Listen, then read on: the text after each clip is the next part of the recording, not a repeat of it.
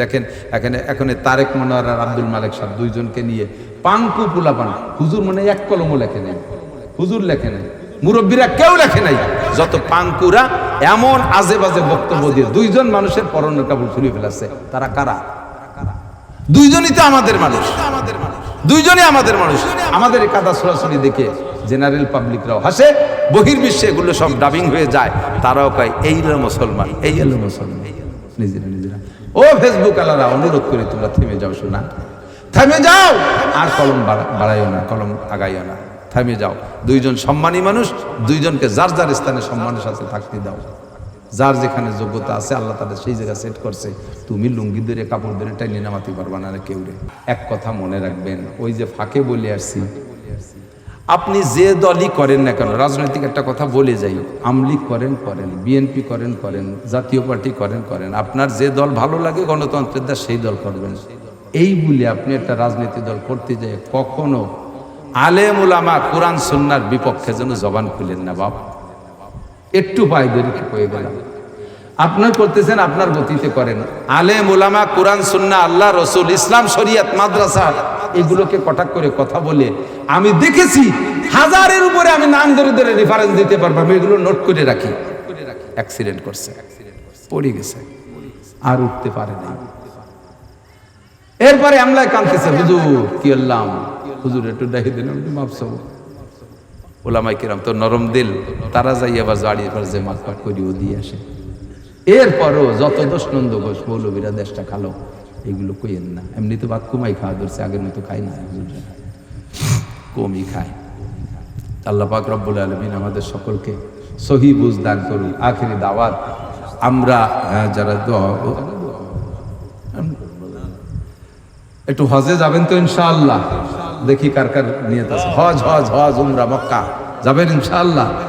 আমরা একটা তলবিয়া পড়ি, লব্বাইক আল্লাহুম্মা লব্বাইক লব্বাইক লা শারীকা লাক লব্বাইক ইন্নাল হামদা ওয়ান নি'মাতা লাকা ওয়াল মুলক লা শারীকা লাক। প্রতিবারের নাই সবাই? আজকাল লব্বাইক যদি আল্লাহ কবুল করে তাহলে ওই জায়গা নিয়েও বসতে পারে, একদম মোহাব্বতের সাথে বলবেন। যাবেন না কেন? ওই জায়গায় যাবেন। আর সুযোগ পেলে ইসলামী সংগঠন যে এলাকায় যেটা আছে সেটার সাথে থাকেন। আমি কোনো দলের সাথে এভাবে বিরোধ সৃষ্টি করে কথা বলি না। আমি তো একটু ওয়াজের জায়গায় বিদায় জায়গায় জায়গায় খুতবা মানেই হলো অজিলাত মিনহা কি বলা হয়, ইহতামাররাত ওয়াজহু ওয়া আনতাফাকাত আওদাজ। হুজুর যখন খুতবা দিতেন, বয়ান করতেন, চেহারা লাল হয়ে যেত, গলার শিরাগুলো ফুলিয়ে যেত, কেমন যেন কোনো যুদ্ধের জন্য প্রস্তুতি নিয়েছেন, এভাবে খুতবা দিতেন। সেই জন্যই জোরে হয়ে গেছে। বাকি কথা সকলে বলবো মিষ্টি কথা, আলিনুল কালাম, মিঠে মিঠে কথা বলো, একেবারে সাথে মিষ্টি ভাষায় কথা বলো, কর্কশ ভাষায় কথা বলো না। আর ভাই এদিক তাকান, কথা বলার অঙ্গ দুইটা, কয়টা? ঠোঁট আর জিহ্বা। বলেন ঠোঁট আর, তাই তো নাকি বলেন? দাঁত না থাকলে কথা বলে না? বুড়ো বুড়ো মানুষ দাঁত পড়ে গেছে, কথা বলে না? বলে। তাহলে মূল অঙ্গ জিহ্বা, আর তার সাথে সহকারী হলো ঠোঁট। এই দুইটাই কি আড় আছে? জিহ্বার ঠোঁটে আড় আছে? কেন হাড় দিলেন না? আজবরায়ে নরম গুপ্তাং সুজ্জাবাবে উস্তখা গুপ্তগুয়ে লামুলায়েম নিস্তেকারে আকেলা। আল্লাহ তাআলা জিহ্বার ঠোঁটকে হাড় দেন না, এজন্য ওকে নরম বানাইলেন, এজন্য যে তুমি ওই নরম অঙ্গ দিয়ে নরম নরম মিঠে মিঠে কথা কবা। কিন্তু তোমার সেই নরম যে এমন গরম, ওরে বাবা, যারা হাতুসিনানে লাহাল সিয়ামু ওয়ালা ইয়ালতামু মা যারা আল লিসানু, দাউ দিয়ে কোপ দিলি কাইটে যায়, সেলাই দিয়ে মলম দিলি সাইরে যায়, জিব্বে দিয়ে কোপ দিলি কাইটে যায়, আরে কোনো সেলাইতে কোনো মলমে তাকে মেটে না। এই কাম করো না, আলিনুল কালাম, মিঠে মিঠে কথা বলো।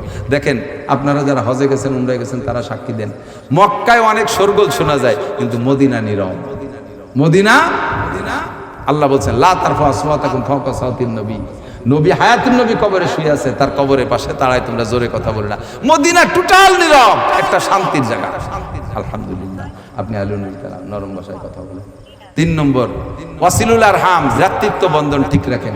এদিকে একটা কথা, আমি নিজে যতটুকু বুঝছি, কিন্তু স্যার আব্দুল্লাহ জাহাঙ্গীর সাহেব কুষ্টিয়া বিশ্ববিদ্যালয়ের প্রফেসর ছিলেন, ইসলামিক কি ছিলেন, হুজুর মুহাদ্দিস। এখানে আসার পরে কি পদ হয়েছে তা আমি জানি না। হুজুর রিয়াদ বিশ্ববিদ্যালয় থেকে পারে, বহুত বড় আলেম, হাদিসের উপরে আব্দুল মালিক সাহেবদের কাছাকাছি। কাছাকাছি মানে সমান সমান, আমি তো মাপার যন্ত্র আনি নেই। আব্দুল মালিক সাহেব তো এশিয়া মহাদেশের ভিতরে সকলে ওনাকে শীর্ষে জানে। আব্দুল্লাহ জাহাঙ্গীর সাহেব এরকম বহুত বড় একটা মানুষ ছিলেন। উনার একটা বক্তব্য থেকে আমি এই বক্তব্যটা শিখছি, সিলায় রেহেম মানে ভ্রাতৃত্ব বন্ধন। যে আপনারে গোস্ত দেয় আপনি তারে দেন, যে আপনারে পিঠা বানায় দেয় আপনি তারে দেন, যে আপনারে দাওয়াত দেয় আপনি তারে দাওয়াত দেন, যে আপনারে ভাই কয় আপনি তারে ভাটি কন। এটা তো স্বাভাবিক নিয়ম, এ হয়েই যায়, এটা স্বভাবেই বলে সে আমার কিছু দিয়েছে আমার তো তারে দিতে হবে। কিন্তু যে আপনারে বিয়ের দাওয়াত দিয়েছে আপনিও তারে বিয়েতে, আপনার ছেলের বিয়ের দাওয়াত বিয়েতেও তারে দাওয়াত দিয়েছেন। কিন্তু আপনার যারা আপনারে বিয়েতে দাওয়াত দেই নেই, যাদের বিয়েতে আপনারে দাওয়াত দেই নেই, আপনিও সেই সময় কন ওরা দাওয়াত দেয়নি তো ওকে দাওয়াত দেবো কেন? এই কথা কয় কি কয় না? ওরা আসে আমাকে বাড়ি একখান বিস্কুট আর তৈরি আসে না, আর আমি সেই বাড়ি যাওয়ানি 5 কেজি মিষ্টি নিয়ে। এইটা না, যে আপনার সাথে ভ্রাতৃত্ব কাটতে চায়, আমলে আখলাকে, কথায় কাজে, চাল চলনে, সামাজিকতায়, সব দিক দিয়ে সে আপনার থেকে বিচ্ছিন্ন হতে থাকতে চায়, সরে থাকতে চায়, আপনি তার সাথে আপনার ব্যবহার দিয়ে মিলতে চেষ্টা করবেন। এর নাম হলো সিলায়ে রেহমি, এর নাম হলো ভ্রাতৃত্ব।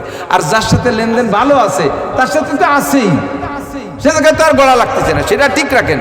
কিন্তু যার সাথে আপনার এভাবে অ্যাডজাস্ট হচ্ছে না, সে সরে সরে থাকতে চায়, সে আপনার দাওয়াত দেয় নেই আপনি তারে দাওয়াত দেবেন, সে আপনারে খাওয়াই নেই আপনি তারে খাওয়াবেন, তারা আপনার মিষ্টি, তার জামাই বাড়িতে মিষ্টি আছে আপনার বাড়ি দেয় নেই, আপনার জামাই বাড়িতে আসলে 1 প্যাকেট বেশি দেবেন, তারে শিক্ষা দেবেন, বুঝবেন যে বেটা তুই দিসটা এরকম দিতেই হয়। এর নাম হলো ওয়াসিলুল্লাহ আরহাম। 4 নম্বরে হলো সল্লু বিল লাইলি ওয়ান নাসু নিয়াম। মানুষ যখন ঘুমিয়ে থাকে সেই সময় আল্লাহর সাথে যোগাযোগ করো। মানুষ যখন ঘুমিয়ে থাকে সেই সময় আল্লাহর সাথে যোগাযোগ করো। সেই সময় বলতে সুবিধা, আল্লাহ কোর্টে যখন বহু মানুষ আছে তখন তো কথা বলতে পারিনি জজের সাথে, এখন কেউ নাই জজের সাথে, আর খাস নির্জন কক্ষে যে বসেন, স্যার এখন কেউ নেই, আমার এই দাবি পাই ধরে বলি, সেই সময় দেখবেন জজ নরম হয়ে যায়। সেম রাতের সবাই ঘুমাই রয়েছে, একা একা উঠে, আল্লাহ দেখো কেউ নাই, এখানে কোনো জড়তা নেই, আমারে কিছু তুমি যদি এক ফাঁকে দিয়ে দাও, কেউ বলার কিছু নাই, এই ফাঁকে তুমি আমারে দিয়ে দাও, আমার গুনাহ মাফ করে দাও, আমারে নেকি দাও, আমারে ছেলে দাও, আমারে মেয়ে দাও, আমার ছেলে মেয়েটার বিয়ে হচ্ছে না, বিয়ের ব্যবস্থা করে দাও, এবার একটু মেম্বারি করতে চাচ্ছি, একটু চেয়ারম্যানই করতে চাচ্ছি, সবাই তো হলো, আমার এবার একটা সুযোগ দাও, দেখো আমি কি হয়ে ছাড়িয়ে দেয়, আসমান ভেঙে জমিনে নামাবো, লাঠির মধ্যে মুগুর করবো, রাস্তা কেটে খাল বানাই দেবো, 12 মাস কাল নৌকো বেয়ে বেড়াবে, যা চাটকি চাটান সব আল্লাহরে একা একা গোপনে কন, সেটা আল্লাহ তাআলা যেটা চয়েস করবে সেটা কবুল করবে। এর নাম হলো মানুষ যখন ঘুমায় থাকে তখন আল্লাহর সাথে যোগাযোগ। আল্লাহ পাক রব্বুল আলামিন আমল করা তৌফিক দান করুন। দুঃখের বিষয় জায়গা মতো যাইতে পারলাম না, ক্লান্ত হয়ে গেছি, এদিকে বসতে খুব কষ্ট হচ্ছে। মোটরসাইকেল অ্যাক্সিডেন্ট করে হাঁটুটার ভিতরে ব্যথা ছিল, আজকে ওই হাঁটুর মধ্যে ইনজেকশন দিয়েছে। তো ভাষাগত ত্রুটি বিস্তৃতি মার্জনে আগে থেকে বলে নিছি, আমি কথা বলার চেষ্টা করি যে সাধ্য অনুযায়ী একটা যত দূরে চলে যায় ফিরে গোড়ায় মিশে চলে যেতে পারি, আল্লাহর রহমতে এতটুকু জেহেন আমার এখনো আছে। আজকে ইচ্ছা করেই আলো হাজরা আলে বাহা এই আইলু জেলো কথা কব তাই নিয়ত করছি। আল্লাহ পাক বুঝার আমল করা তৌফিক দান করেন, সবাই বলেন আমিন। আর